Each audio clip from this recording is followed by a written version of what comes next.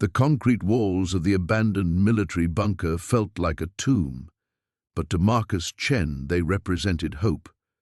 After losing his construction business and his home, this $900 purchase in the Nevada desert was all that stood between his two young children and the streets. Marcus had built skyscrapers, designed luxury homes for billionaires, but now he was measuring success in square feet of shelter and canned beans for dinner. As he cleared debris from what appeared to be a storage room, his crowbar struck something that didn't belong. A hidden panel behind the wall. What he found inside would change everything. Stacks of cash, bearer bonds and documents that made his blood run cold. This wasn't just money. It was evidence of the largest bank heist in American history, and the men who stole it had been searching for their missing fortune for 15 years. Marcus realized the bunker hadn't been abandoned. It had been a hiding place, and now tire tracks in the desert sand told him the real owners were coming home. But could a desperate father protect his children from killers who would stop at nothing to reclaim their stolen treasure? Before we jump back in, tell us where you're tuning in from, and if this story touches you, make sure you're subscribed because tomorrow I've saved something extra special for you. Marcus stared at the false wall he'd accidentally punched through, his headlamp illuminating what looked like another world. The hidden room stretched back 12 feet, lined with military-grade storage containers. His hands trembled as he pulled out bundle after bundle of $100 bills, each stack wrapped in plastic and marked with dates from 2009. "Dad?" 8-year-old Sophie's voice echoed down the concrete corridor. "What's taking so long?" "Just cleaning, sweetheart," Marcus called back, his voice catching. He quickly stuffed several bundles back into the container and sealed the hole with a tarp. His construction instincts kicked in. Whatever this was, he needed to understand it before making any moves. That evening, while Sophie and 6-year-old Danny slept on their air mattresses, Marcus returned to the hidden room with a flashlight. The documents told a story that made his stomach turn. Bank blueprints, security schedules, news clippings about the Metropolitan Trust heist that had dominated headlines 15 years ago. $298 million stolen, never recovered, 3 security guards killed. Among the papers, he found a handwritten note. "If you're reading this, I'm probably dead. The money stays here until the heat dies down. RK." Marcus Googled RK on his dying phone battery. Robert Kellerman, deceased 2011, suspected mastermind of the heist but never charged. Apparently, he'd died of cancer in prison while serving time for an unrelated robbery. The perfect hiding spot for stolen millions. Except now Marcus had stumbled into it. His phone buzzed with a text from his ex-wife. "Kids better be in school Monday or I'm calling CPS." Marcus looked around the bunker. No running water yet, electricity jury rigged from a generator, and now this impossible burden. He could take some money, enough to get the kids into an apartment, maybe restart his business. Who would know? But as he lifted one of the containers, something fell out. A photo of 3 men in security guard uniforms. On the back, someone had written their names and never forget. Marcus recognized them from the news stories. The guards who died. His phone rang, making him jump. Unknown number. "Hello?" Silence, then heavy breathing. "Hello?" Marcus repeated. "You alone out there?" The voice was gravelly, menacing. "Who is this?" Wrong question. Right question is, what did you find? Marcus's blood froze. "I don't know what you're talking about. Desert gets cold at night. Kids might catch pneumonia out there. Be a shame." The line went dead. Marcus ran to check on Sophie and Danny, his heart pounding. They were still asleep, but now every shadow looked threatening. He grabbed the crowbar and positioned himself between the entrance and his children. His mind raced through scenarios. The caller knew about the kids, knew they were alone. Either someone had been watching the bunker, or they'd tracked his purchase somehow. Real estate records were public. It wouldn't be hard to figure out who bought this place. Outside, the desert wind howled against the concrete structure. Marcus had chosen this location for its isolation, thinking it would keep them safe. Now that isolation felt like a trap. He pulled out his laptop and researched the bunker's history. Originally built in 1962 as a missile storage facility, decommissioned in 1991, sold to private parties multiple times. Robert Kellerman had never officially owned it, but someone had clearly given him access. The tire tracks he'd noticed earlier weren't from his truck. Fresh treads, multiple vehicles. Someone had been here recently, probably checking on their investment. As dawn approached, Marcus made a decision that would define everything that came next. He couldn't run. He had no money and nowhere to go. He couldn't call police, who would believe his story, and what would happen to the kids while he got investigated. He had to stay and fight. But first, he needed to understand exactly what he was up against. The bunker's metal door groaned shut behind Marcus with a finality that sent a chill down his spine. He fumbled for the flashlight app on his cracked phone, its weak beam cutting through the absolute darkness. The air inside was stale but dry, a good sign. At least his family wouldn't be sleeping in puddles like they had under the overpass.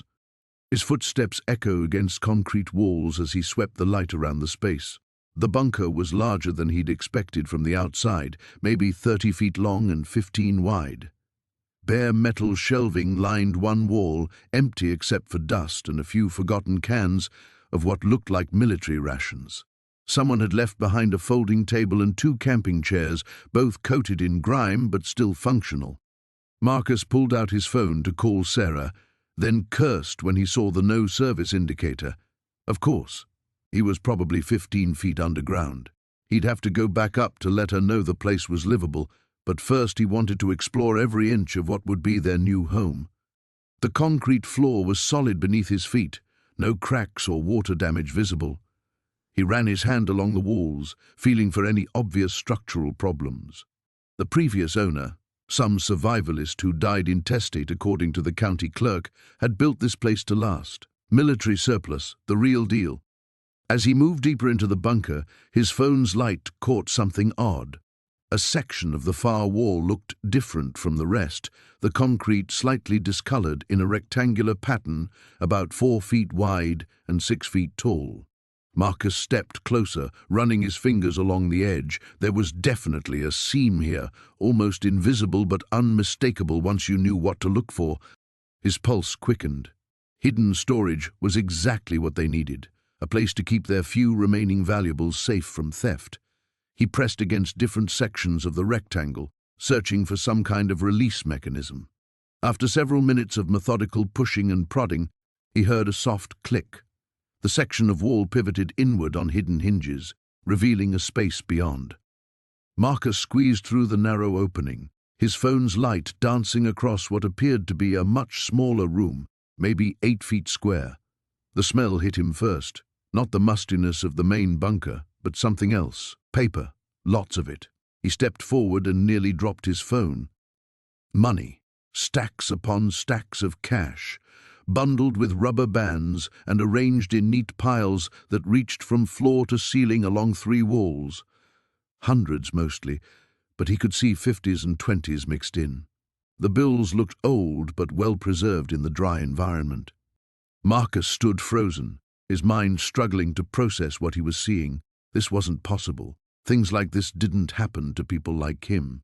He reached out with a trembling hand and picked up one of the bundles, feeling the weight of it. Real money, real bills with genuine serial numbers and proper watermarks. His first instinct was pure joy. Sarah and Emma would never have to worry about food or shelter again.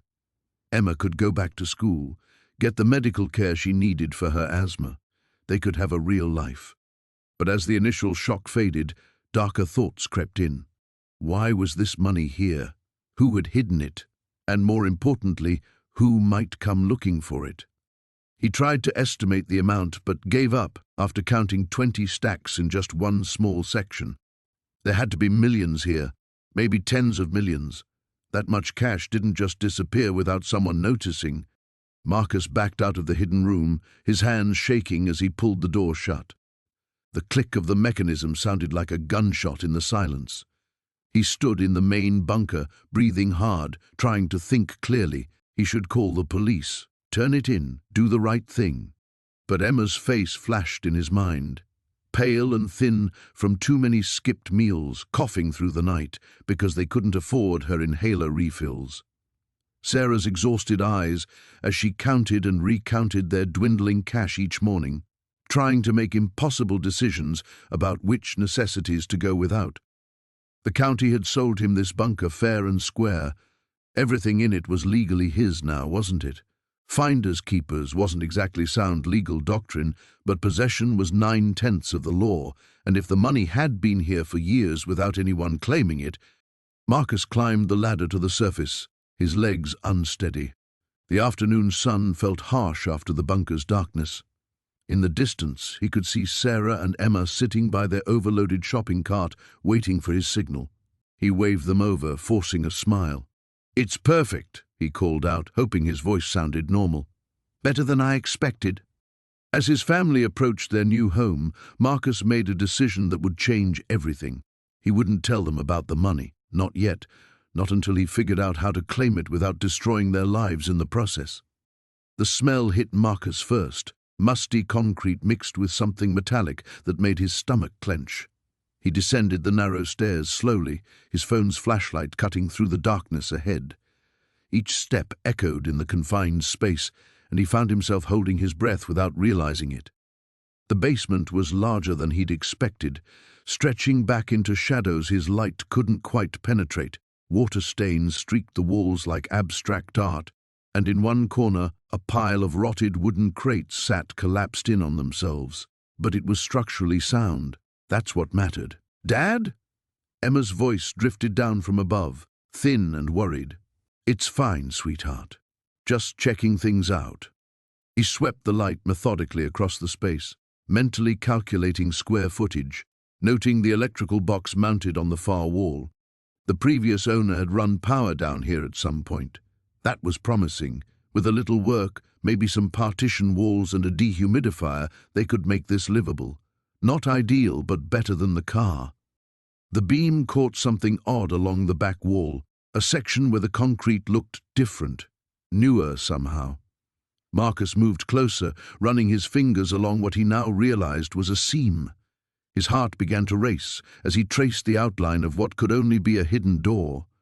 He pressed against it experimentally. Nothing. Then he noticed the small lever disguised as part of the wall's texture. When he pulled it, the section swung inward with surprising ease, revealing a darkness beyond that seemed to swallow his flashlight beam.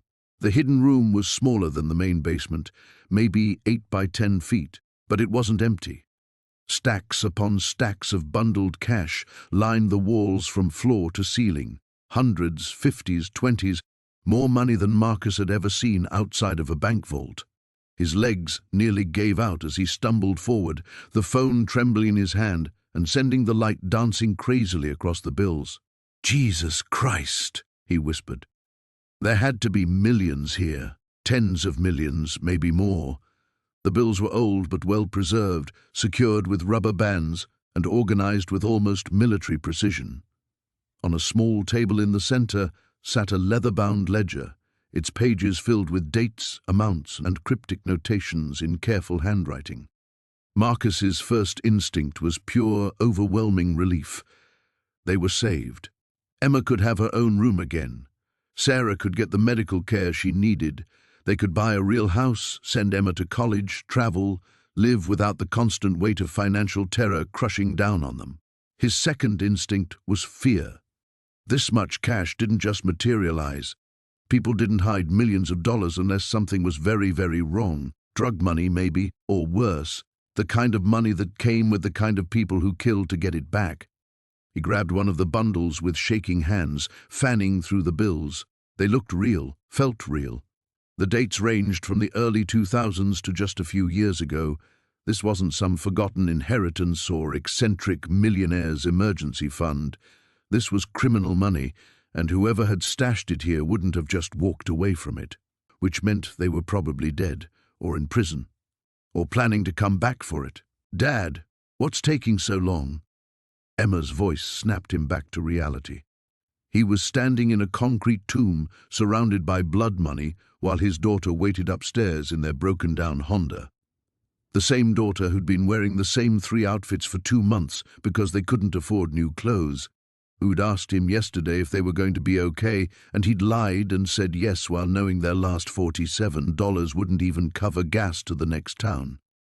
He stuffed the bundle into his jacket pocket and quickly photographed several other stacks with his phone. The images were grainy in the poor light, but good enough to prove this wasn't some stress-induced hallucination. Moving quickly now, he pulled the hidden door shut and listened for the click of the latch engaging. The seam disappeared back into the wall as if it had never existed. He forced himself to walk normally back across the basement, though every instinct screamed at him to run. "Just a minute, baby." At the top of the stairs, Emma was waiting with Sarah still sleeping in her arms. The afternoon sun streaming through the windows seemed impossibly bright after the basement's darkness. "What do you think?" Emma asked, searching his face. "Can we make it work?" Marcus looked at his daughter, really looked at her. The dark circles under her eyes from too many nights sleeping in the car, the way her jeans hung loose because she'd lost weight they couldn't afford for her to lose, the hope she was trying so hard to hide because disappointment had become their family currency. The bundle of cash felt like it was burning through his jacket. "Yeah," he said finally. "I think we can make it work." The metallic taste of fear coated Marcus's mouth as he stared at the wall of cash. His hands trembled as he reached toward one of the stacks, hesitating just inches away. The bills looked real, the texture, the smell, even the way they were bundled with official-looking bands. $300 million. The number kept echoing in his head like a broken record.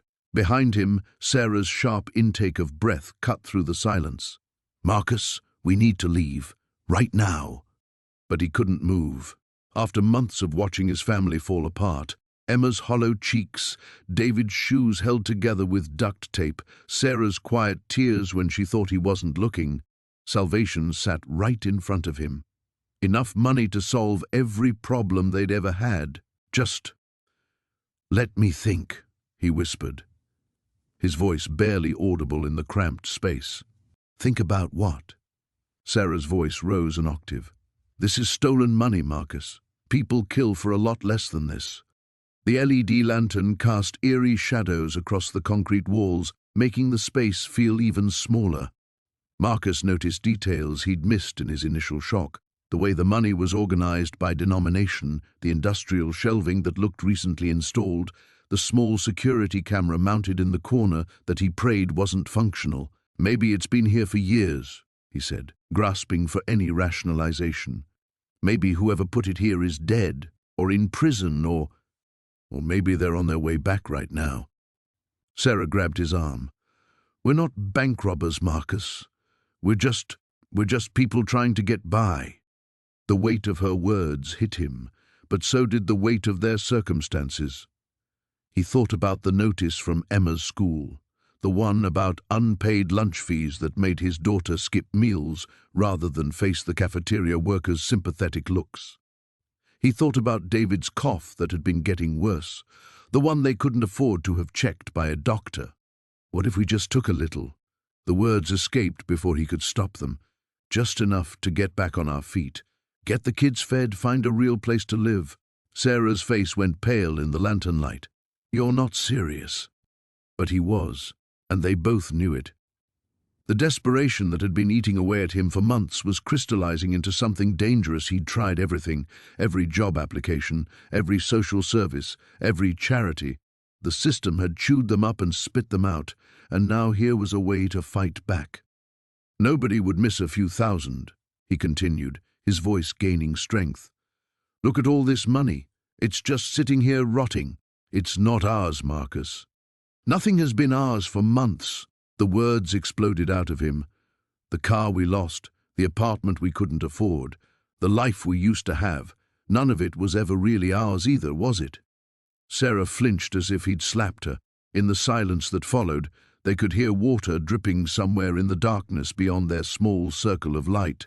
Marcus forced himself to calm down. "I'm sorry, I didn't mean—" "Yes, you did." Her voice was quiet now, defeated. "And maybe you're right. Maybe we deserve something good for once." The admission hung between them like a confession. Marcus could see the exact moment when Sarah's moral certainty cracked, replaced by the same desperate hunger that was consuming him. They stood there in the flickering light, two ordinary people staring into an abyss that was staring right back.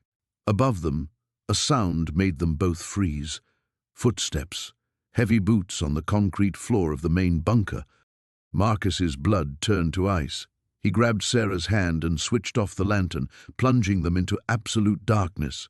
The footsteps stopped directly overhead, and they could hear muffled voices. At least two people, maybe more, said it would be here. Check the whole place. The words were barely audible through the concrete, but the intent was clear. Whoever these people were, they were looking for something, and Marcus had a sinking feeling he knew exactly what. Sarah's fingernails dug into his palm as they stood frozen in the dark, surrounded by more money than they'd ever dreamed of and nowhere to run. The secret room that had seemed like salvation 30 seconds ago now felt like a tomb. The footsteps moved across the floor above, methodical and searching. Marcus could hear his own heartbeat thundering in his ears, certain it was loud enough to give them away.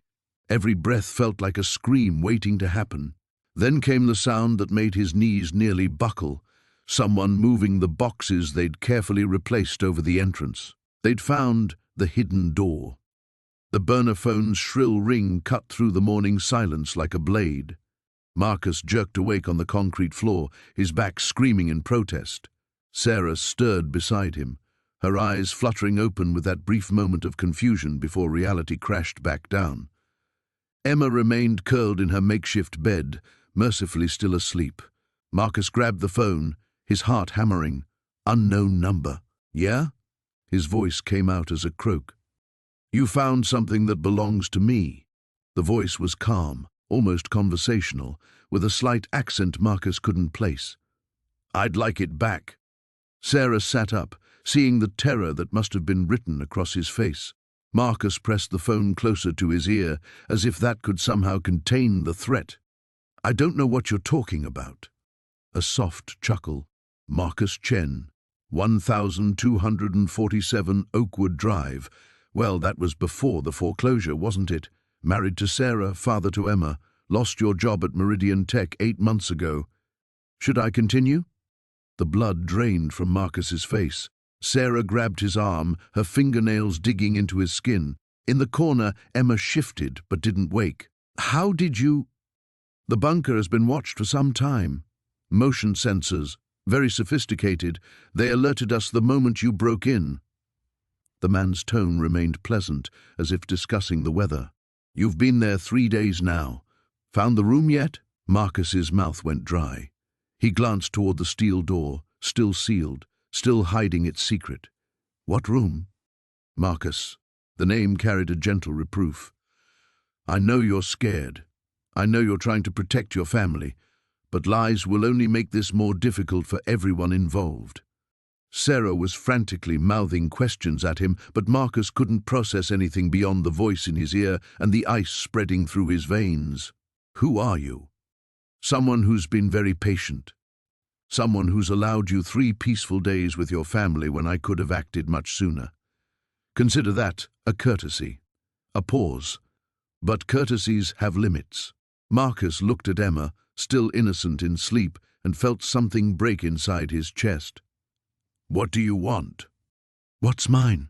All of it, untouched. The voice hardened almost imperceptibly. And Marcus, I know you haven't opened the room yet. Keep it that way. The line went dead. Marcus stared at the phone, his hands shaking so violently he nearly dropped it. Sarah was beside him instantly, pulling him close. What did they say? Who was that? They know. The words came out in a whisper. They know we're here. They know about the room. What room? Marcus, you're not making sense. He pulled away from her, stumbling toward the steel door. His fingers traced the electronic lock, the small red light that had blinked mockingly at him for days. Behind this door. There's something behind this door, and they want it back. Sarah followed, keeping her voice low. What kind of something? I don't know, but it's worth killing for. He turned to face her, seeing his own fear reflected in her eyes. "We have to leave, right now." "And go where, Marcus? We have nowhere else to go." "Somewhere, anywhere." He began gathering their few possessions, shoving them into the duffel bag with trembling hands. "We can't stay here." "Mommy?" Emma's small voice cut through their panic. She sat up, rubbing her eyes. "Why are you shouting?" Sarah forced her voice calm. "We're not shouting, sweetheart. Daddy just thinks we should explore somewhere new today." But Emma was too smart for 6 years old. Her eyes moved between her parents, reading the tension written in their bodies, the fear they couldn't quite hide. "Are we in trouble?" Before either parent could answer, a new sound echoed through the bunker. Footsteps, heavy boots on metal stairs, descending from the entrance above. Marcus felt the world tilt around him. They hadn't heard a car, hadn't heard voices. These people moved like ghosts. "Sarah!" His voice was barely audible. "Take Emma, the back corner, behind those shelves." "Marcus, what?" "Now." Sarah scooped Emma into her arms, the little girl's eyes wide with sudden fear. They crept toward the deepest shadows of the bunker as the footsteps grew closer, more distinct. 2 sets, maybe 3. Marcus remained frozen by the steel door, his mind racing through impossible calculations. The stairs were the only way out. The walls were concrete and earth. They were trapped in a box, waiting for the lid to close. The footsteps stopped just outside the main chamber. A voice called out, different from the phone voice, but equally calm, equally dangerous. "Marcus, we know you're down there. Let's make this easy for everyone." Marcus closed his eyes, thinking of his daughter's face, his wife's trust, and the locked room that had somehow become the center of a nightmare he didn't understand. Time was up. The encrypted phone buzzed 3 times on Victor's desk before he answered. He already knew what the call would bring. Nothing good ever came through that particular line. They found it. The voice belonged to Marcus Chen, his most reliable tracker. No pleasantries, no context needed. Victor's jaw tightened as he stared out the floor-to-ceiling windows of his downtown office, watching the city sprawl below like a chessboard. When? Yesterday morning. Homeless family. Father, mother, 2 kids. They bought the property through a real estate agent, Sarah Martinez. She doesn't know anything useful. Victor's fingers drummed against the mahogany desk. 3 years. 3 goddamn years since Rodriguez had vanished with their money, and now some desperate family had stumbled into the middle of the most dangerous game in the city. How much do they know? Working on that. But Victor, Marcus paused. There's something else. The father, David Chen, no relation, he's been asking questions. Showed up at Martinez's office this morning looking spooked. Whatever he found down there, it scared him. Of course it did. Victor remembered Rodriguez's paranoia in those final weeks before he disappeared. Hidden cameras, motion sensors, enough security to guard Fort Knox. The man had been preparing for war, but he'd underestimated who he was fighting. "I need them contained. All of them." "Already on it. But we have to be careful. They're not players. They're civilians. Too much attention and we'll have problems we can't solve quietly." Victor understood. The money had been stolen from 3 different criminal organizations across 2 states. When Rodriguez took it, he'd signed death warrants for everyone involved, including anyone unlucky enough to find it. The other organizations didn't care about collateral damage. They'd burn down half the city to recover their shares. Where are they now? Still at the bunker, but they won't stay. The father's smart enough to know he's in over his head. Question is whether he's smart enough to walk away. Victor doubted it. Desperate people made desperate choices, and a man with a hungry family didn't just walk away from that kind of money. He'd seen it before.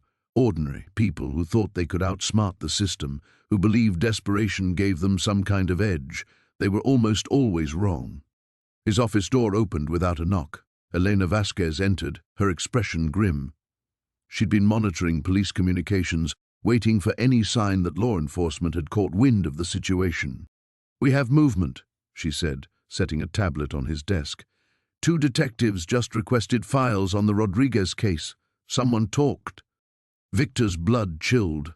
Rodriguez's case had been officially closed as a missing person investigation, but certain detectives had never stopped digging.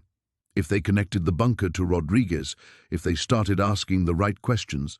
Which detectives? Morrison and Kim.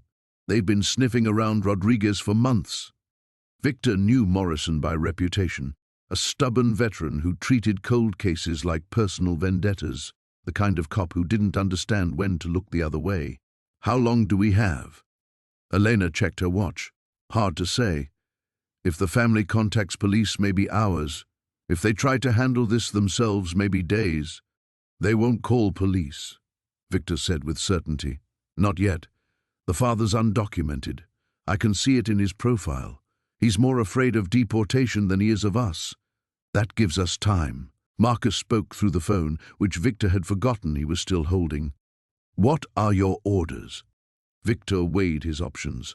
The clean solution was elimination. 4 bodies were easier to explain than stolen money in federal investigations. But Elena was right about the heat. Too much violence would bring scrutiny they couldn't afford. Approach them. Make contact. See if they're reasonable people. And if they're not, then we'll discuss alternatives. Victor ended the call and turned to Elena. I need everything on this family. Financial records, immigration status, medical histories, anything we can use as leverage. And find out exactly what they've taken from the bunker. Elena nodded and headed for the door, then stopped. Victor, there's something else you should know. The bunker wasn't just Rodriguez's hiding place. According to our source, he was living down there for weeks before he vanished. If he left any records, any evidence of our operations, then we contain it, whatever it takes. After Elena left, Victor stood alone in his office, watching the sun set over the city. Somewhere out there, a desperate father was learning that salvation often came with a price too high to pay. The man probably thought finding the money was the answer to his problems. He had no idea his problems were just beginning. Victor reached for his phone to make another call. There were other players in this game who needed to be informed, other organizations who would want their money back. The clock was ticking, and everyone involved was running out of time. The hunt was about to begin. The smell of coffee and bacon filled the cramped motel room as Sarah unpacked the grocery bags with trembling hands. For the first time in months, they could afford real food, not just the expired sandwiches from gas stations or whatever scraps they could find. Emma sat on the edge of the bed, her eyes wide as her mother pulled out fresh fruit, bread, milk, and actual breakfast meat. "Can we have pancakes?" Emma asked, her voice barely above a whisper, as if speaking too loudly might make the abundance disappear. "Absolutely," Sarah said, forcing brightness into her tone while shooting David a questioning look. He sat hunched over the small table, staring at his phone screen with an intensity that made her stomach clench. "David, you okay?" He looked up, his face pale in the harsh fluorescent light. "Yeah, just checking the weather. For tomorrow." The lie came easily, but Sarah had known him long enough to recognize the tells, the way his left eye twitched slightly, how his fingers drummed against his thigh in that nervous rhythm. She wanted to press him, to demand answers about where this sudden windfall had come from, but Emma was here, listening to every word. Instead, she opened the pancake mix and began measuring ingredients, letting the domestic routine calm her fraying nerves. David's phone buzzed. A news alert. His blood turned to ice as he read the headline, "Federal Investigation Expands in Multi-Million-Dollar Heist." The article was brief but chilling. 3 men found dead in what appeared to be an execution-style killing. The FBI was following leads about missing money from a major criminal organization. No details about the amount or location, but David knew. Somehow he knew this was connected to his bunker. His hands shook as he set the phone face down on the table. The cheerful sounds of his family preparing breakfast felt surreal, like he was watching someone else's life through glass. Sarah hummed softly as she mixed batter. Emma had found a cartoon on the ancient television and was giggling at something on screen. Normal. Everything was so perfectly, desperately normal, and he was about to destroy it all. "Daddy, will you help me with my math homework later?" Emma asked without taking her eyes off the screen. "Of course, sweetheart." The words came automatically, but they felt like promises he might not be able to keep. How long before whoever owned that money traced it back to him? How long before men with guns came looking for what they considered theirs? The pancakes sizzled in the pan, and Sarah served them up on paper plates. The motel didn't provide real dishes. They ate in companionable silence, Emma chattering between bites about the cartoon characters and asking if they could stay in a nice place like this every night. Each innocent question was a knife in David's chest. "I need to go back to the bunker today," he said finally, the words falling into a lull in conversation like stones into still water. Sarah's fork paused halfway to her mouth. "Why? I thought you said we were done with that place." "Just need to clean up. Make sure everything's secure." Another lie. He needed to see if anyone had been there, needed to figure out how much time they had before the walls closed in. "I'll come with you." "No." The word came out sharper than he intended. Emma looked up from her plate, sensing the sudden tension. He softened his voice. "I mean, why don't you two stay here? Enjoy the room, maybe walk to that playground we saw down the street. I'll be back in a few hours." Sarah's eyes narrowed. She knew him too well, could read the fear he was trying to hide behind casual words. But she also knew better than to push when Emma was listening. Instead, she nodded slowly. "Okay, but David, whatever's going on, we face it together. Always." He reached across the small table and squeezed her hand. Her fingers were sticky with syrup, warm and real and precious. "I know. I love you." "Love you too, Daddy," Emma chimed in, not wanting to be left out of the sentiment. An hour later, David sat in his truck outside the motel, engine running, watching his wife and daughter through the window. Sarah was helping Emma with her backpack, probably getting ready for that walk to the playground. They looked happy, content, safe. He pulled out his phone and stared at the news article again. 3 dead men, federal investigation. His finger hovered over Sarah's contact. He could call her right now, tell her everything, let her decide if they should run or stay or turn themselves in. But that would make her complicit. That would put her in danger too. Instead, he put the truck in drive and headed toward the bunker. Whatever was waiting for him there, he'd face it alone, at least until he figured out how to keep his family safe from the storm that was coming. The rain hammered against the bunker's ventilation grate like an urgent Morse code warning. Marcus pressed his back against the concrete wall, listening to the footsteps above grow closer. 3 days had passed since they'd moved into their concrete sanctuary, and now it felt more like a tomb. "Daddy, why are we whispering?" Emma's voice was barely audible, but it might as well have been a shout in the suffocating silence. Sarah pulled their daughter closer, her eyes never leaving Marcus's face. The fear there was raw, immediate. She'd seen the news reports too. Armed robberies, bodies found in burned-out cars, witnesses who'd simply vanished. The Kozlov organization didn't leave loose ends. Marcus crept toward the hidden panel, his fingers trembling as he slid it open, just enough to peer into the money room. The stacks of bills sat there like silent accusers, each bundle representing a choice that had seemed so simple 3 days ago: feed his family or let them starve. Now he understood there had been a third option: run. The footsteps stopped directly overhead. A muffled voice penetrated the earth and concrete. "You sure this is the place?"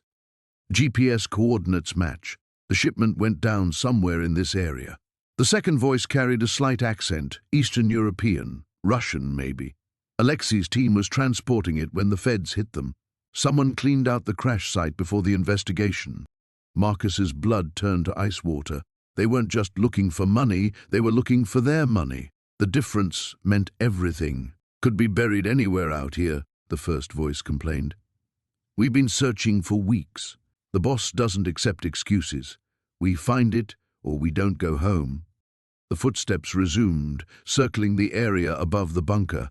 Marcus counted at least 3 distinct sets of boots, heavy and purposeful, professional. Sarah was already moving, gathering their few possessions with practiced silence. They'd lived on the streets long enough to know when to disappear quickly. But this wasn't just about being asked to move along by security guards. These men would kill them without hesitation. Emma clutched her stuffed rabbit. sensing the adult terror that filled the air like poison gas. Marcus met his wife's gaze and saw his own desperate calculation reflected there. How do you run when you have nowhere to go? The bunker's main entrance was 40 feet from where the men stood. Even if they could reach it silently, they'd emerge directly into the search party. Marcus's mind raced through the building's layout, searching for options they didn't have. Wait, came the accented voice above. Look at this. The footsteps converged on a single spot. Marcus closed his eyes, knowing what they'd found even before the man spoke again. Fresh tire tracks. Someone's been here recently. Could be kids, homeless people. No, look at the pattern. These are from a late model sedan, good tires. Someone with money drove here. A pause. Recently. Marcus remembered the real estate agent's BMW, how the man had seemed so eager to close the deal quickly. Had he known? The $900 price tag that seemed too good to be true suddenly felt like a deliberate trap. Spread out, the leader commanded. Check every inch. If someone found our money, they're either dead or they're about to be. The footsteps scattered, and Marcus heard the distinctive sound of metal detectors being activated. Professional treasure hunters with serious equipment. The bunker's steel reinforcement would mask their presence for now, but how long before someone noticed the entrance? Sarah tapped his shoulder, pointing toward Emma. Their daughter had gone pale, pressing both hands over her mouth like she might be sick. The stress was overwhelming her 6-year-old system. Marcus made a decision that felt like stepping off a cliff. He pulled out his phone, hands shaking as he scrolled through his recent calls. The FBI agent's card was still in his wallet, but calling law enforcement felt like signing their death warrant. These men would hear sirens long before help arrived. Instead, he found a different number. The investigative journalist who'd been covering the Kozlov organization's activities. Someone who might actually want to expose this story rather than bury it. The phone buzzed once before connecting. Reynolds. My name is Marcus Chen, he whispered, each word a betrayal of every instinct screaming at him to stay hidden. I have information about the Kozlov money, a sharp intake of breath on the other end. Where are you? Trapped. They're here now, looking for it. Can you get to safety? Marcus looked at his wife and daughter, huddled in the corner of their concrete prison, listened to the methodical search continuing overhead, and felt the weight of $300 million in stolen money pressing down on them like the earth itself. I don't think safety exists anymore. Above them, a metal detector's urgent beeping suddenly filled the air. Contact! Someone shouted. I've got something big down here. The morning air cut through Marcus's jacket as he made his way down the overgrown path to the bunker. His hands trembled, not from the cold but from the weight of what he was about to do. The gym bag slung over his shoulder contained exactly $1 million in cash, carefully counted and packed. It felt like carrying a live grenade. He'd left Emma and the kids sleeping in the motel room, telling himself this was the only way to keep them safe. But the guilt gnawed at him with each step. After everything they'd been through together, he was handling this alone, making decisions that could destroy their family without giving her a voice.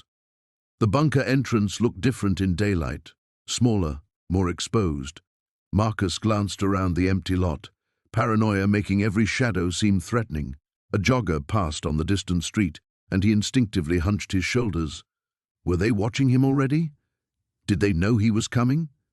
Inside the bunker, the familiar mustiness hit him immediately. He descended into the hidden room, his flashlight beam dancing across the remaining stacks of money. Even with several million already removed, the sight still made his chest tight. All this cash, and it might as well have been poison.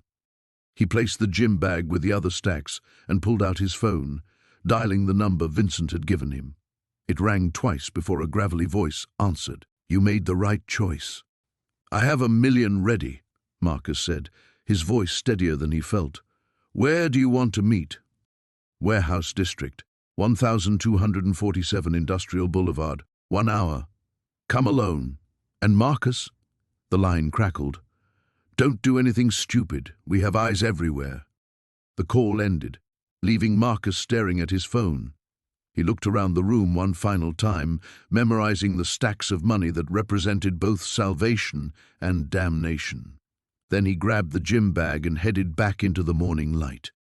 The warehouse district stretched out in crumbling concrete and rusted metal, a graveyard of defunct businesses and broken dreams. Marcus drove slowly down Industrial Boulevard, checking addresses on buildings that looked ready to collapse. When he found 1247, his stomach dropped. The warehouse was isolated, surrounded by empty lots and abandoned structures, perfect for making someone disappear. He parked and sat in his car for a moment, gathering courage. Through the windshield, he could see a single black sedan parked near the warehouse entrance. No other signs of life. Either Vincent was being discreet, or this was about to go very wrong. Marcus grabbed the gym bag and walked toward the entrance, every nerve on high alert. The warehouse door stood slightly ajar, revealing only darkness beyond. He pushed it open and stepped inside. "Vincent, over here." The voice came from deeper in the building. Marcus followed it, his footsteps echoing in the cavernous space. Shafts of sunlight filtered through broken windows, creating a maze of light and shadow between stacked pallets and abandoned machinery. He found Vincent standing near a loading dock, flanked by two other men. Vincent looked exactly like his voice suggested, thick-set, wearing an expensive suit that couldn't quite hide the violence in his posture. His companions were younger, leaner, with the predatory stillness of professional muscle. "You brought the money?" Vincent asked without preamble. Marcus lifted the gym bag. "1 million like we agreed." "Set it down. Step back." Marcus complied, watching as one of the younger men approached the bag. He unzipped it and rifled through the stacks, spot-checking bills. "It's real," the man reported.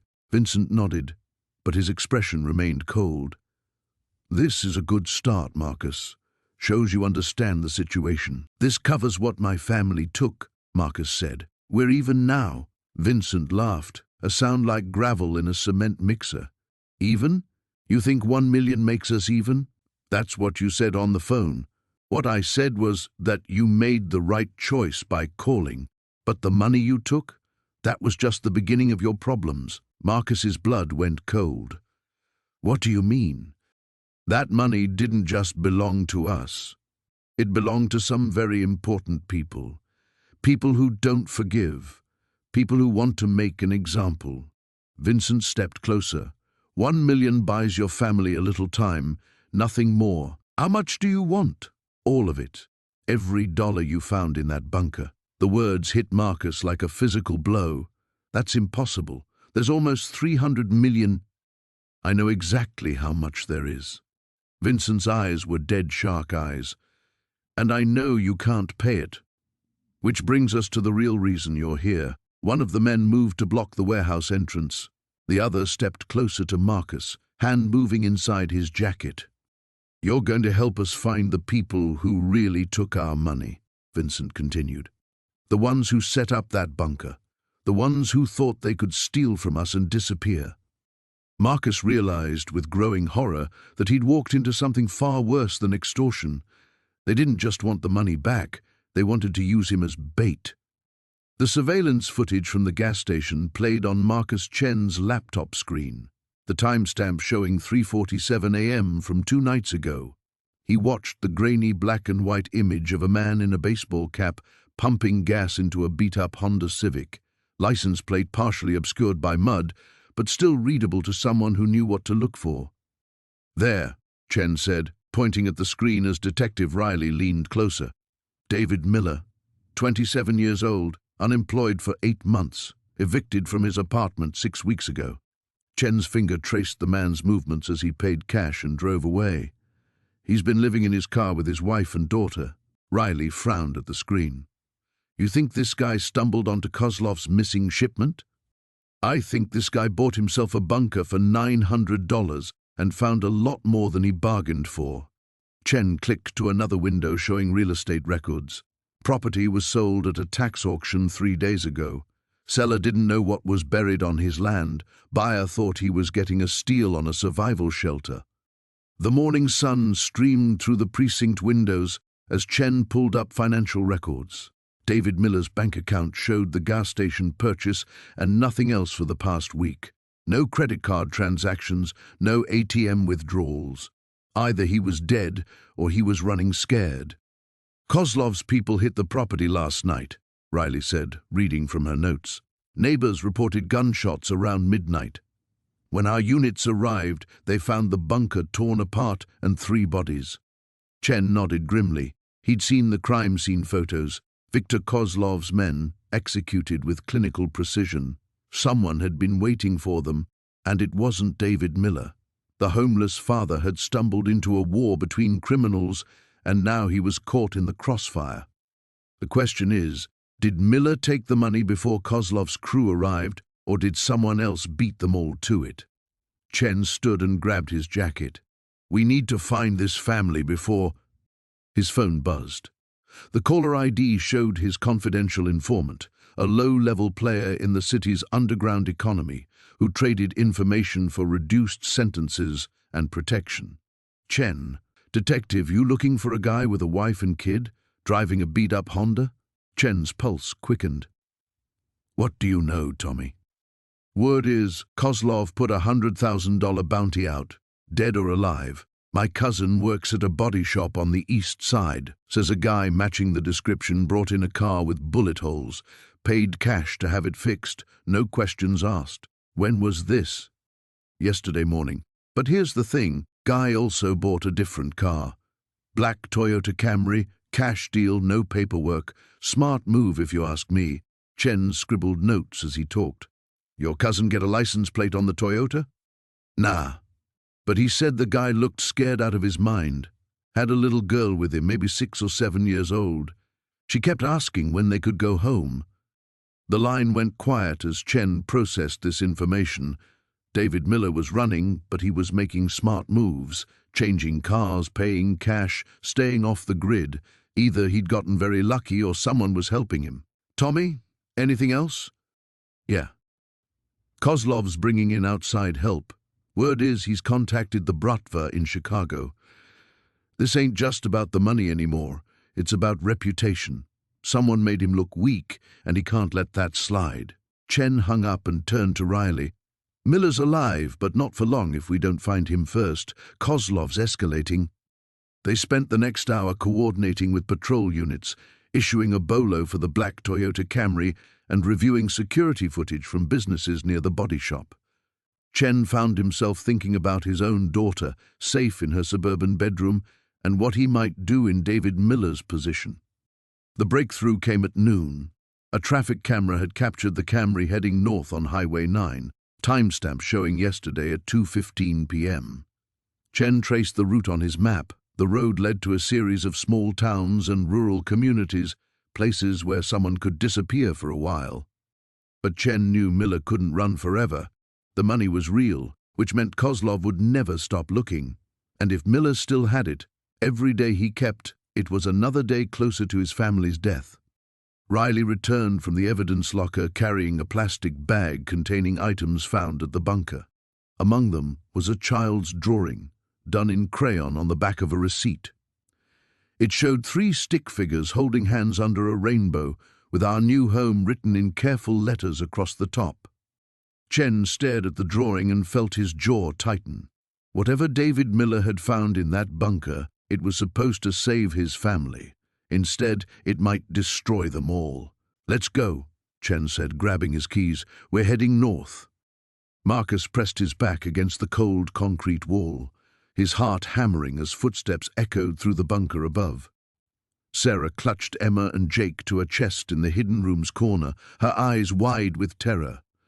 The children had gone completely silent, as if they instinctively understood that their lives depended on absolute quiet.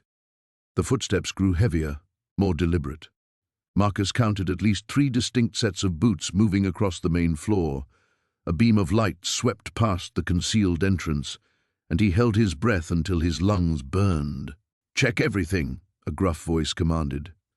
Kozlov said the GPS tracker went dead right here. They're close. Marcus's blood turned to ice. GPS tracker. His mind raced back to the duffel bags, the money, anything they might have touched. Then it hit him, the burner phone. The one he'd bought with the stolen cash. Of course they'd be able to trace it. "Dad," Jake whispered, barely audible. Marcus raised a finger to his lips, then pointed to the emergency exit tunnel he'd discovered during his exploration of the room. It was narrow, probably used for ventilation, but it might be their only chance. He'd tested it briefly and found it led to a grate about 50 yards from the bunker, hidden behind overgrown bushes. Another flashlight beam swept across the room above. Something metallic clanged against the floor. "This place has been lived in," a different voice said. "Food wrappers, sleeping bags? They were definitely here." Sarah's face had gone pale. She mouthed the words, "I'm sorry," to Marcus, and he realized she was blaming herself for pushing them to use the money. He shook his head firmly and pointed again toward the tunnel. The sound of metal scraping against concrete made them all freeze. Someone was moving the heavy equipment that concealed the room's entrance. Marcus didn't wait. He grabbed the nearest duffel bag. They couldn't take them all, but maybe one would buy them time or safety later. Sarah understood immediately and began pushing the children toward the tunnel opening. "It's locked from the inside," one of the voices above said. "But there's fresh scratches on the metal. Someone's been through here recently." The scraping grew more violent. Marcus estimated they had maybe 2 minutes before the men broke through. He helped Jake into the tunnel first. The boy was small and could move quickly. Emma followed, her usual chattering replaced by frightened silence. Sarah squeezed through next, the space so tight her shoulders scraped the walls. Marcus pushed the duffel bag ahead of him and crawled in last, just as he heard the sound of the concealed door being forced open. The tunnel was pitch black and barely wide enough for an adult. Marcus could hear Sarah encouraging the children in hushed whispers somewhere ahead of him. Behind them, shouts erupted from the hidden room. "They were here. The money's gone." "How much?" "Most of it. Has to be over 200 million missing." Marcus crawled faster, his knees scraping against rough concrete. The tunnel seemed to stretch forever, and he began to panic that they'd gotten lost in some ventilation maze. Then he heard Jake's voice, muffled but excited. "I can see outside." The grate was old and corroded. Marcus had loosened it during his earlier exploration, but now Sarah and the children were working together to push it completely free. It fell away with a soft thud into the overgrown vegetation beyond. One by one, they squeezed through the opening and found themselves in dense brush about 30 yards behind the bunker. Through the trees, Marcus could see the glow of flashlights and hear angry voices. "We need to move," he whispered. They had no car. Marcus had been forced to abandon the old sedan when its engine finally died 2 days ago. But he remembered seeing a small town about 3 miles east when they'd first arrived. If they could reach it without being seen, maybe they could find transportation. Sarah took Emma's hand, while Marcus lifted Jake onto his shoulders. The duffel bag made everything more difficult, but he refused to abandon it. That money represented the difference between survival and destruction for his family. They moved through the forest as quietly as possible, using moonlight to navigate between trees. Behind them, the voices grew more distant, but Marcus knew the men wouldn't give up easily. $200 million was worth hiring armies for. After 20 minutes of careful movement, they reached a rural road. Marcus could see lights in the distance, the town, but between them and safety lay open ground where they'd be completely exposed. "Dad," Jake whispered from his shoulders, "are those the bad men you told us about?" Marcus looked at his son's trusting face and felt the weight of every decision that had led them here. "Yes, buddy, but we're going to be okay." The headlights appeared on the road behind them, just as he finished speaking. The abandoned warehouse on the east side looked exactly like what Marcus needed, forgotten, crumbling, and invisible to the world. He pulled the van around to the loading dock where shadows swallowed them whole. Every muscle in his body ached from hauling duffel bags, but they were so close now. "Stay quiet," he whispered to the kids as he killed the engine. Through the windshield, broken windows stared back like dead eyes. Sarah squeezed his hand. "Are you sure about this place?" Marcus nodded, though certainty felt like a luxury he couldn't afford. Tommy scouted it yesterday. No security, no vagrants. We load the truck, split up the money, and disappear before dawn. The plan was simple in theory. Tommy had found an 18-wheeler with a busted GPS system, old enough to stay off the grid, reliable enough to cross state lines. They'd divide the money into smaller loads, take separate routes, and reunite in Denver where Sarah's sister lived. From there, new identities, new lives. Tommy emerged from the shadows, gesturing them forward. Coast is clear, got the truck backed up to Bay 3.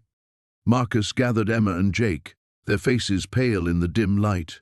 Remember what we talked about. You help us move some bags, then you wait in the cab while the adults finish up. Emma clutched her stuffed rabbit. What if the bad men find us here? They won't, Marcus said, hoping his voice carried more confidence than he felt. We're ghosts now. They're looking for us in all the wrong places. Inside the warehouse, their footsteps echoed in the cavernous space. The truck sat waiting, its rear doors open like a hungry mouth. Marcus began passing bags from the van, each one containing more money than he'd seen in his entire life. The weight of it all, not just physical but moral, pressed down on his shoulders. Faster, Tommy urged, checking his watch. We've got maybe an hour before the shift change at the dock security. Sarah helped organize the bags in the truck bed, creating a system only she understood. This isn't sustainable long-term, she said quietly. Eventually, someone's going to notice that much cash moving around. One problem at a time, Marcus replied, but he knew she was right. They couldn't just stuff $300 million under mattresses and hope for the best.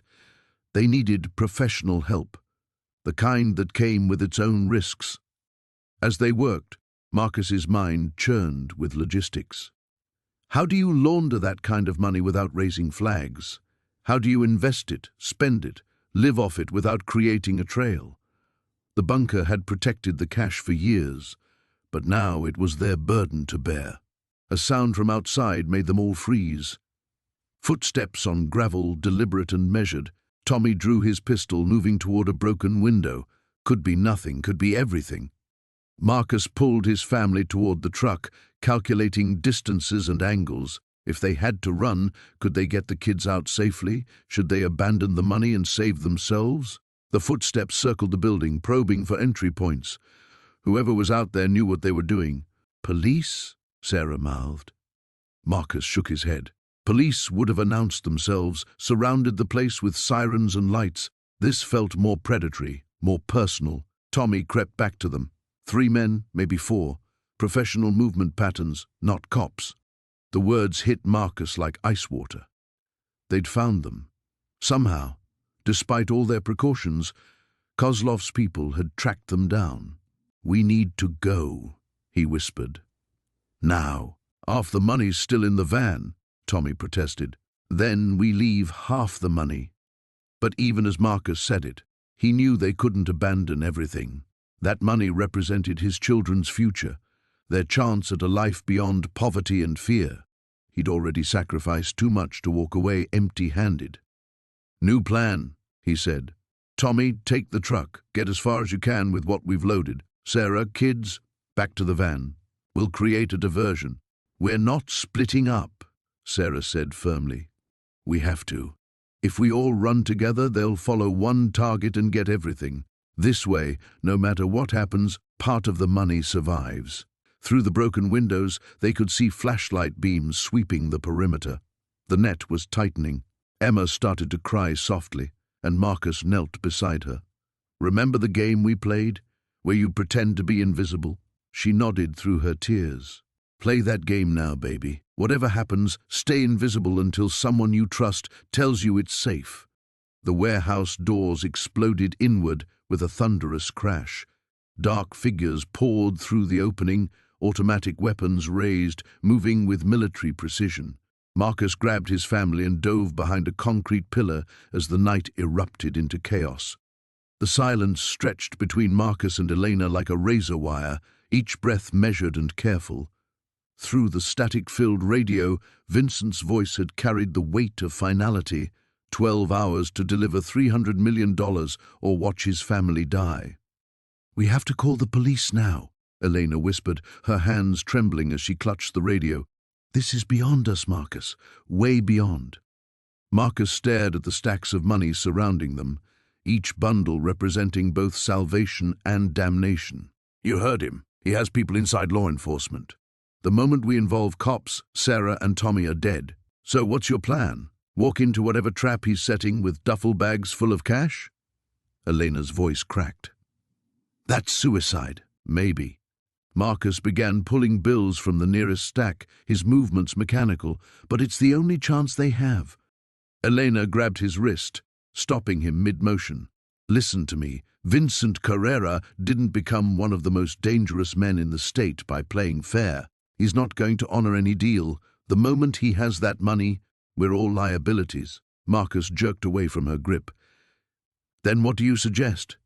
Because I'm open to better ideas." Before Elena could respond, a new sound cut through their argument, the distant rumble of vehicles approaching above ground. Both of them froze, listening as engines grew louder, then cut off somewhere near the bunker entrance. "How many people know about this place?" Elena breathed. "Just us." Marcus was already moving, grabbing handfuls of cash and stuffing them into the empty duffel bags they'd brought. "Unless Vincent's people have been tracking us longer than we thought." Heavy footsteps echoed from the main bunker area, followed by muffled voices. Elena pressed herself against the hidden room's wall, her heart hammering against her ribs.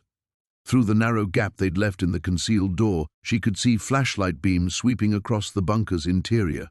"Told you this place was clean," a gravelly voice was saying. "Checked it myself last week." "Boss says check again." A second voice, younger but no less menacing. "That family's been hiding somewhere, and this dump's the only property the father's touched in months." Marcus caught Elena's eye and pointed toward the bags. Working in desperate silence, they continued transferring money while the search continued outside their hiding spot. Every crinkle of paper sounded deafening to Elena's ears. "What's this?" The gravelly voice had moved closer to their wall. Elena's blood turned to ice. Through the gap, she could see a flashlight beam examining the seam where their hidden door met the wall. The beam lingered, probing.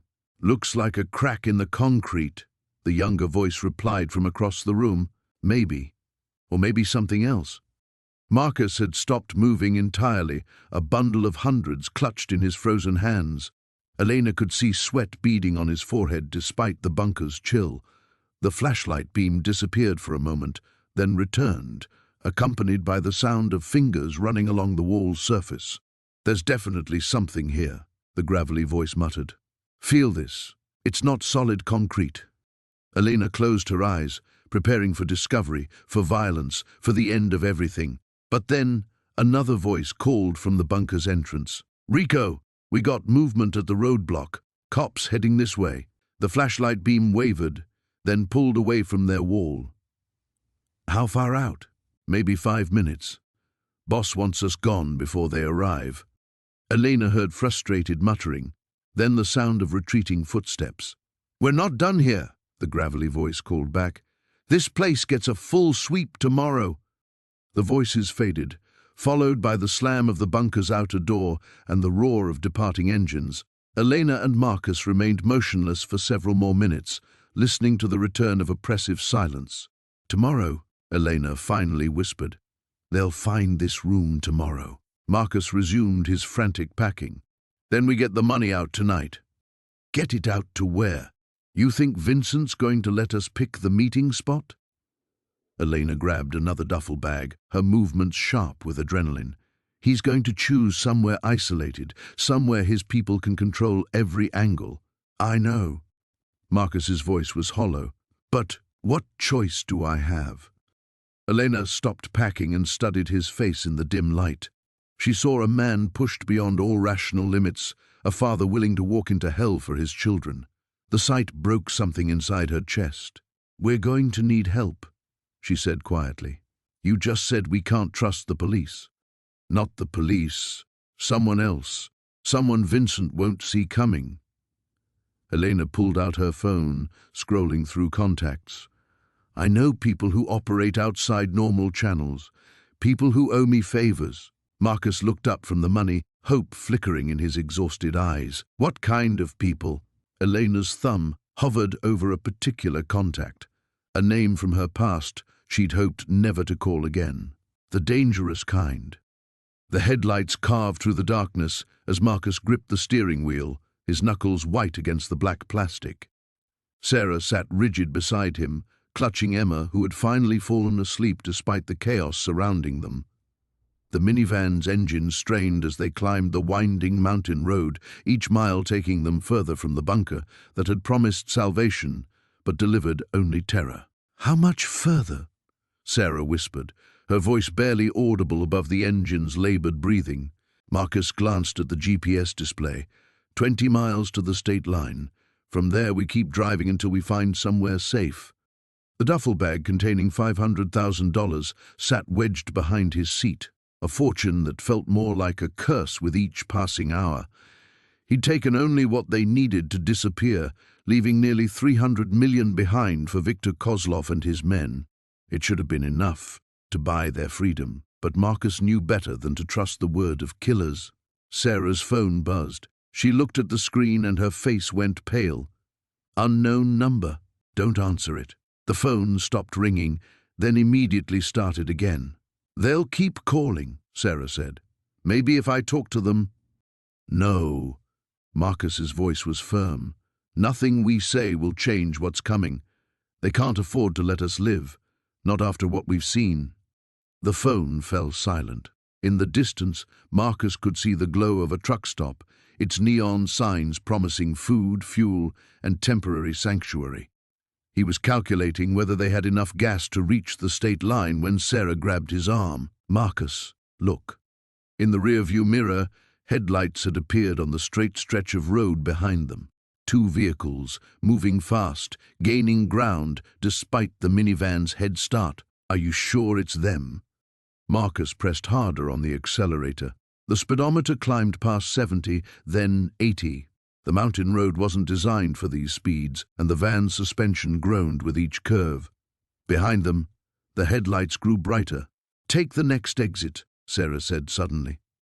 "The trucks stop. We can lose them in the crowd. Or they'll corner us there. We can't outrun them on the highway. This van wasn't built for a chase." Marcus saw the wisdom in her words. The exit ramp approached quickly, and he made the decision, yanking the wheel to the right. The van's tires squealed as they took the curve, and for a terrifying moment, Marcus felt the vehicle start to tip. But it held, and they careened down the ramp toward the brightly lit truck stop below. The parking lot was full of 18-wheelers and travel trailers, their hulking forms creating a maze of shadows between the overhead lights. Marcus drove to the far end of the lot and parked between 2 massive rigs, killing the engine and lights. "Stay here," he whispered, grabbing the duffel bag. "If they find us, take Emma and run. There's got to be truckers here who'll help a woman with a child." "Where are you going?" "To make a call." Marcus slipped out of the van and made his way toward the truck stop building, staying low and using the parked vehicles for cover. His phone was already in his hand, Detective Rodriguez's number on the screen. He'd resisted calling law enforcement, knowing it would mean questions, investigations, and probably jail time for theft. But Emma's safety mattered more than his freedom. The phone rang twice before Rodriguez answered. "This is Rodriguez."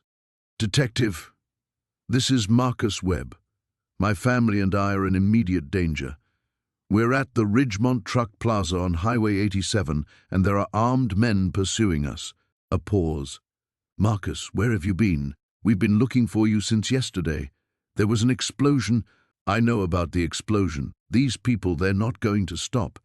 They'll kill my family to get what they want." "What do they want?" Marcus hesitated. Once he said it, there would be no going back. "Money. A lot of money. Stolen money that we found." "Where are you exactly?" "North end of the parking lot, between the trucks." "But detective, these aren't ordinary criminals. They have military equipment. Explosives.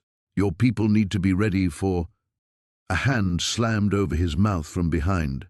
Marcus felt the cold press of a gun barrel against his neck as the phone was ripped from his grasp. "Very disappointing, Mr. Webb." Victor Kozlov's accented voice was calm, almost conversational. "I offered you a simple transaction. Money for lives. But you chose to complicate things." Marcus tried to speak, but the hand tightened over his mouth. "Your wife and daughter are lovely," Victor continued. "My associates are having a conversation with them right now. Whether they survive the next 10 minutes depends entirely on your cooperation." The hand released his mouth. Marcus gasped, his heart hammering against his ribs. "What do you want?" "Everything. The money you took, the location of the rest, and your word that this unfortunate misunderstanding ends tonight. And then you'll let us go?" Victor's laugh was soft and cold. "Oh, Mr. Webb, after all the trouble you've caused, did you really think it would be that simple?" The sound of boots on concrete echoed through the bunker as Marcus pressed himself against the cold wall, heart hammering against his ribs. Sarah clutched Emma close, their daughter's face buried in her mother's shoulder to muffle any sound. Tommy stood frozen beside his father, eyes wide with terror as the footsteps grew closer. "Check every room," a gruff voice commanded from the main corridor. "They're here somewhere. Blood trail leads right to this place." Marcus cursed silently. In their desperate flight through the woods, he hadn't realized the bullet graze on his arm was leaving a breadcrumb trail straight to their hiding spot. The wound throbbed now, warm blood seeping through his makeshift bandage. "Dad," Tommy whispered, barely audible. "The money room." Marcus shook his head frantically. The hidden chamber behind the false wall was their last sanctuary, but once they were trapped inside, there would be no escape. The ventilation shaft Emma had discovered might be their only way out, but it was untested, unknown. Heavy footsteps paused just outside their current hiding spot, a maintenance closet Marcus had found near the bunker's rear exit. Through the crack beneath the door, shadows moved back and forth as someone examined the area. "Victor, over here," another voice called from deeper in the bunker. "Found something?" The shadows moved away, boots retreating toward the main chambers. Marcus exhaled slowly, his breath forming small clouds in the frigid air. They had minutes at most before the search would circle back. He pulled out the phone he'd taken from one of Kozlov's men during their escape from the warehouse. No signal down here, but it still held information. Contacts, messages, proof of the criminal network that had turned their lives upside down. Detective Hayes would need this evidence, assuming they lived long enough to deliver it. "The shaft," Sarah whispered urgently. "Emma showed us it connects to the surface near the road." Marcus nodded. It was their best chance, maybe their only chance, but the narrow passage would barely fit adults, and they'd have to crawl nearly 50 yards through darkness to reach the exit point Emma had described. They slipped from the maintenance closet, moving like ghosts through the bunker's shadowy corridors. Marcus led the way, following the route Emma had mapped out during their brief respite. The hidden chamber had provided temporary safety and access to the money that might have solved their problems, but now that wealth felt like a curse, a blood-soaked burden that had painted targets on their backs. Voices echoed from the main entrance as more men entered the bunker. Kozlov's entire crew seemed to be converging on their location. Marcus counted at least 4 distinct voices, maybe more. They were outnumbered and outgunned, with nowhere to run except through a hole in the ground. The ventilation shaft entrance was hidden behind a rusted grate near the bunker's original air filtration system. Emma had discovered it during her explorations, noting how fresh air seemed to flow through the passage. Marcus worked quickly to remove the corroded bolts, metal flakes raining down as the grate finally came free. "Emma first," he whispered. "Then Tommy, then Mom. I'll follow and try to cover the entrance." "I'm not leaving you," Sarah said, her voice fierce despite its whisper.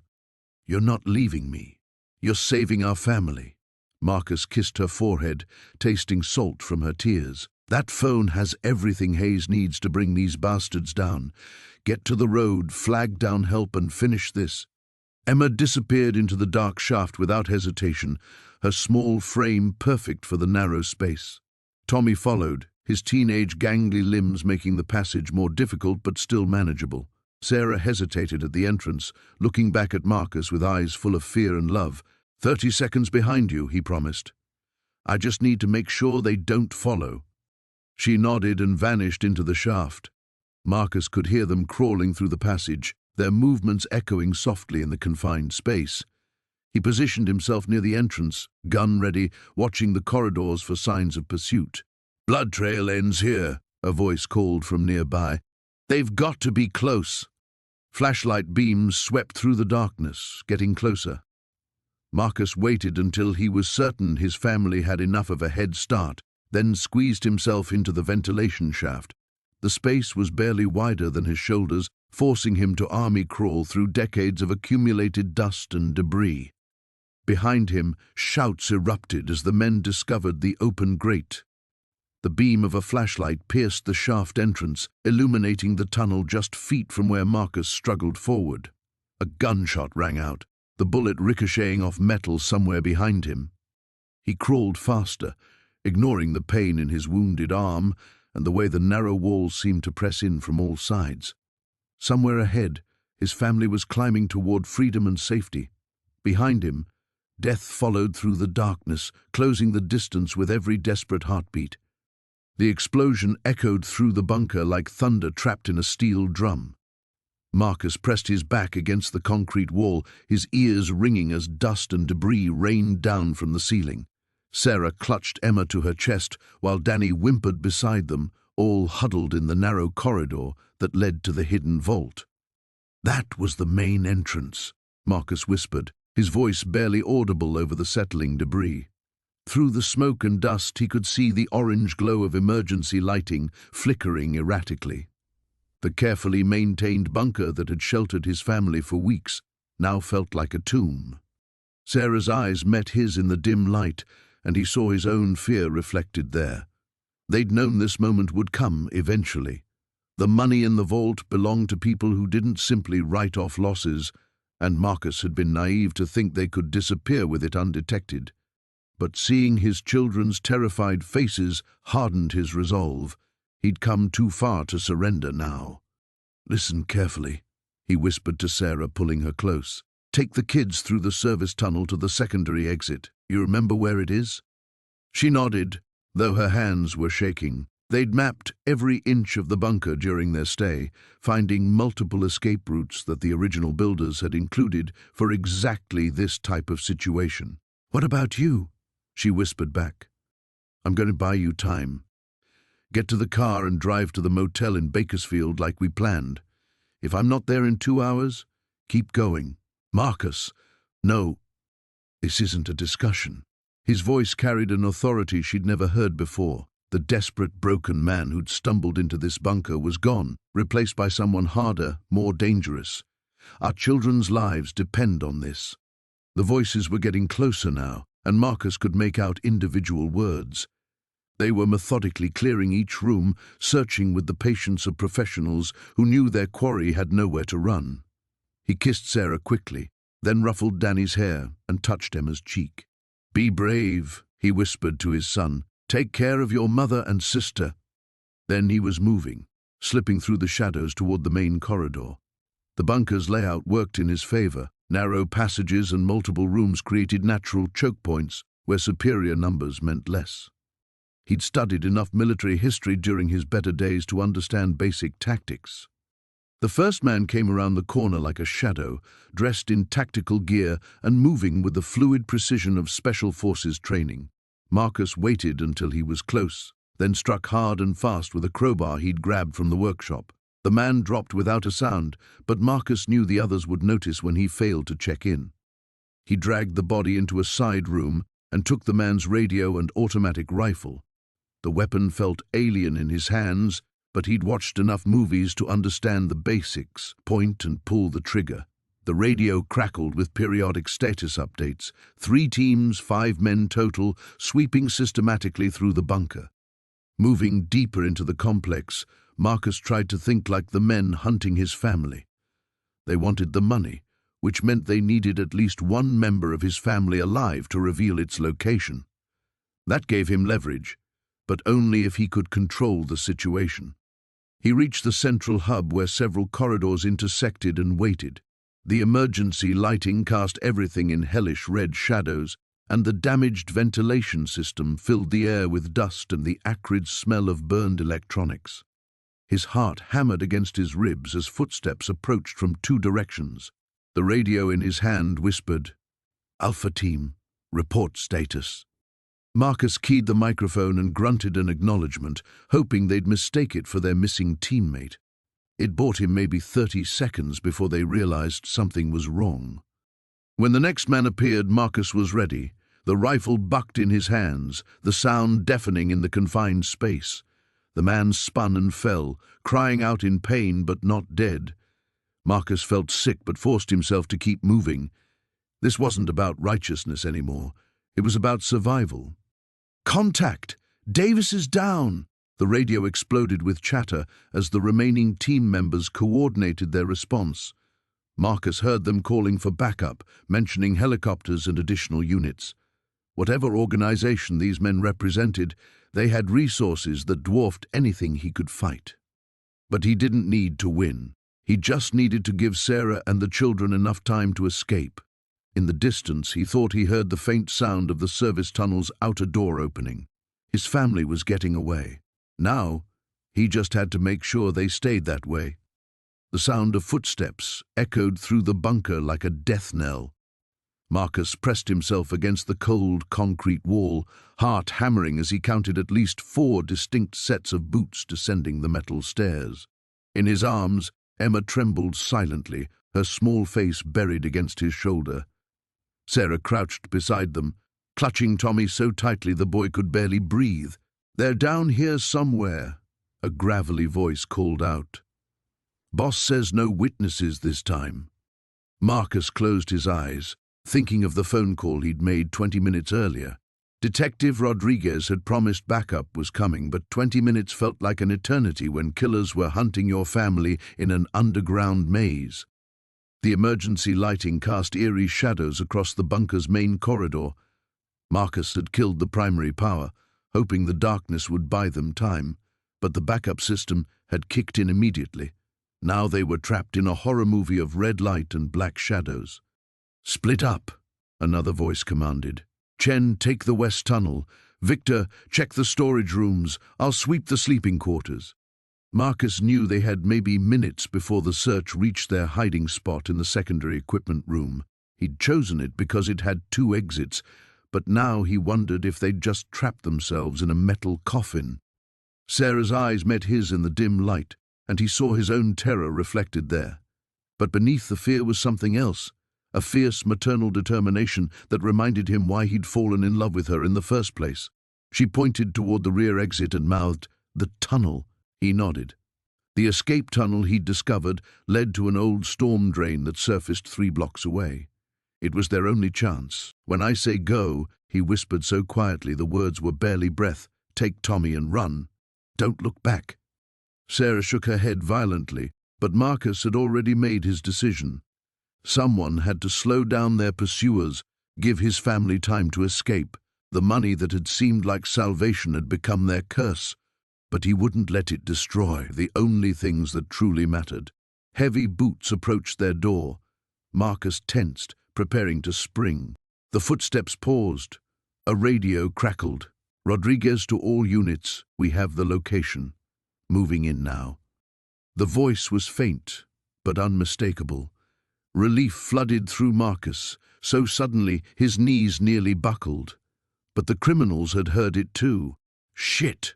Cops! How many? Does it matter? We finish this and go." The footsteps resumed, faster now, more urgent. Marcus realized their situation had just become more dangerous. Cornered animals were always the most vicious. The door to their hiding spot rattled. Someone was testing the handle. Marcus made his choice. He kissed Emma's forehead, squeezed Sarah's hand, and bolted for the main door. "Hey!" he shouted, throwing it open. "You want the money? I'll show you where it is." 3 men spun toward him, weapons raised. Marcus recognized the leader from the gas station, the man with the scar bisecting his left eyebrow.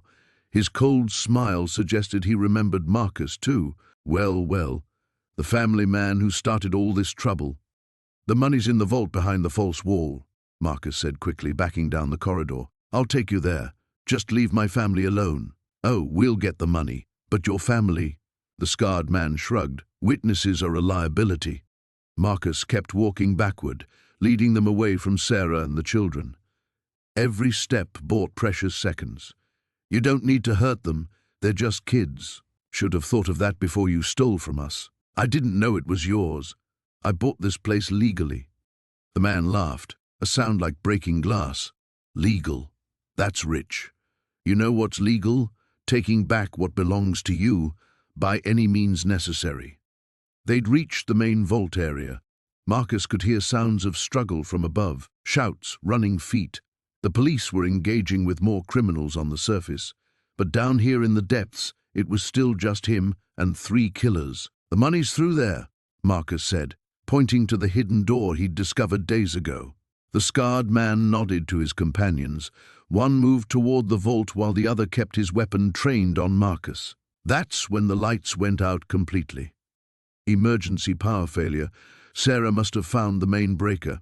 In the absolute darkness, Marcus dove left, muscle memory guiding him toward an overturned table. Gunfire erupted, muzzle flashes strobing like deadly lightning. "Find him!" the leader screamed. Marcus crawled through the darkness, using sound to navigate. More gunfire echoed from above. The police were winning, but not fast enough. A flashlight beam swept across the floor, hunting him. Marcus held his breath, pressed against cold concrete, and prayed his family was already crawling through that tunnel toward safety. The beam found him. The sirens wailed in the distance as Marcus clutched Sarah and Emma against his chest, their bodies trembling in the aftermath of violence. The bunker that had promised salvation now reeked of gunpowder and blood. 3 bodies lay motionless on the concrete floor, Victor and his men, finally silenced forever. Detective Rodriguez emerged from behind an overturned table, lowering her weapon. "It's over," she said, her voice cutting through the ringing in Marcus's ears. "The Kozlov organization is finished." Marcus looked up at her, hardly daring to believe it. "What happens now?" "Now?" Rodriguez holstered her gun and surveyed the scene. "Now we clean up this mess. The FBI will want to debrief you extensively. The money," she gestured toward the hidden room where duffel bags still lay scattered, "that goes back to the insurance companies and victims of the original heist." Emma lifted her head from Marcus's shoulder. "Daddy, are we going to jail?" "No, sweetheart." Rodriguez knelt down to Emma's level. "Your father is a hero. He helped us catch some very bad people." More sirens approached, and soon the bunker filled with federal agents, crime scene technicians, and paramedics. Marcus watched in a daze as they processed the scene with methodical efficiency. The place that had been their secret sanctuary was now a circus of law enforcement. Agent Morrison appeared, somehow managing to look fresh despite the chaos. "Mr. Chen, we're going to need you to come with us. Don't worry, this is standard procedure. You're not in any trouble." The next several hours blurred together. Debriefings at the FBI field office, forms to sign, statements to give. Sarah held Emma in a waiting room while Marcus recounted every detail of the past weeks, how he'd found the bunker, discovered the money, and been hunted by Victor's crew. "You realize how lucky you are," Morrison said during a break.